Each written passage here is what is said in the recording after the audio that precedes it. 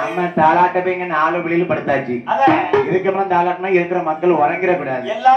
இது ராமர் தாலாட்டு. எவ்வளவு அழகா இருக்கு. ஏ தம்பி, ஐயா தாலாட்ட கேட்கணும்னா ஒவ்வொரு தெய்வத்துக்கும் ஒவ்வொரு தாலாட்டு இருக்கு, ஒவ்வொரு மாதிரி இருக்கும். அப்பேற்பட்ட ராமசாமி தாராகவே ராமர் லட்சுமணர் பரதன் சத்ருகனை தாலாட்டி வளர்த்து வருகிறார்.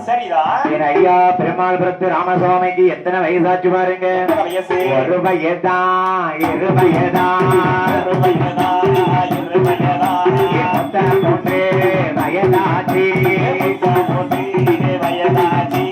மூன்று நல்ல வயதாதிலே முடியிறக்கி ராமருக்கு காலி குத்தி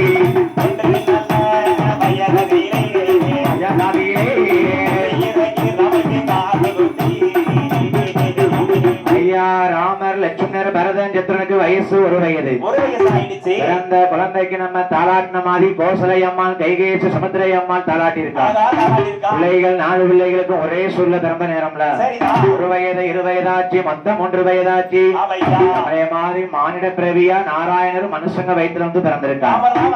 ஏன்னா தெய்வம் வந்து பிள்ளை இல்லாத தசரனுக்கு பிள்ளையா பிறந்திருக்குல்ல. அப்பேற்பட்ட என் பெருமாள்புரத்து பெருமாள் சுவாமி பிறந்த நேரத்துல அவருக்கு வயது 3 வயதாச்சு. 4 பிள்ளைகள் ஆகா செல்வமா வளர்ந்து வருகிறார்கள். 4 வயசாட்சி நடந்தோடும் தேரை உருட்டி விளையாடும் பருவமானார்.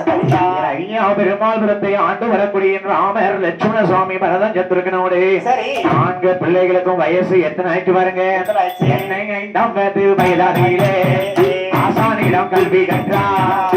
அயோத்தியில் பிறந்தவர் தான் ஹரிராமர் என்பெருமா லட்சுமணர் பரதனோடு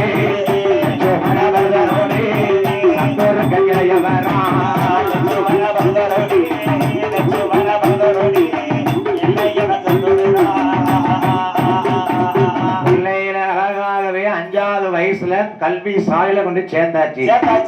எவ்வளவுதான் செல்லமா பிள்ளை வளர்த்தாலும் பிள்ளைகளுக்கு வந்து கல்வி அறிவை ஊட்ட வேணும். ஆகையினாலே 4 பிள்ளைகளும் அயோத்தி ராஜாக்கு பிறந்த பிள்ளைகள் இருக்காரு பெருமாள் கோபாலசுவாமி. அப்பேற்பட்ட இந்த ராமசுவாமி லட்சுமண பெருமாள் பரதஞ்சத்திற்கு 4 பிள்ளைகளும் பாடசாலைக்கு சேர்த்திருக்கு.